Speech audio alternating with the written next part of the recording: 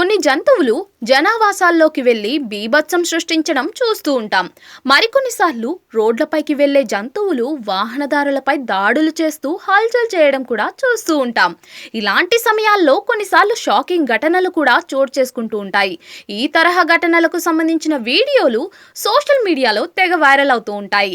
తాజాగా ఇలాంటి వీడియో ఒకటి నెట్టింట తెగ చక్కలు కొడుతోంది. రోడ్డుపై హల్చల్ చేస్తున్న ఎద్దును చూసి ఓ వ్యక్తి కారు దిగి చేతిలోకి కర్ర తీసుకున్నాడు. దీంతో చివరికి ఏం జరిగిందో మీరే చూడండి.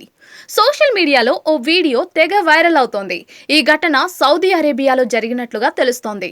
రోడ్డుపైకి వచ్చిన ఓ ఎద్దు హల్చల్ చేసింది. దీంతో వాహనదారులంతా దాన్ని చూసి భయంతో రోడ్డుపైనే నిలిచిపోయారు. అయినా ఎద్దు చాలాసేపు అక్కడే నిలబడి వాహనాలను కదలకుండా చేసింది. ఇంతలో ఓ వాహనంలోని వ్యక్తికి కోపం వచ్చి పెద్ద కర్ర తీసుకుని కారు దిగాడు.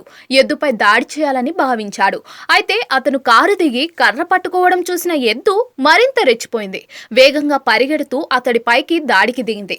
ఎద్దు తన వైపు రావడాన్ని చూసిన ఆ వ్యక్తి భయంతో కారులోకి వెళ్లి డోరు వేసుకునేందుకు ప్రయత్నించాడు. అయితే అతను కారు లోపలికి వెళ్లి డోరు వేసేలోగానే ఎద్దు కారు డోరు వద్ద బలంగా ఢీకొట్టింది.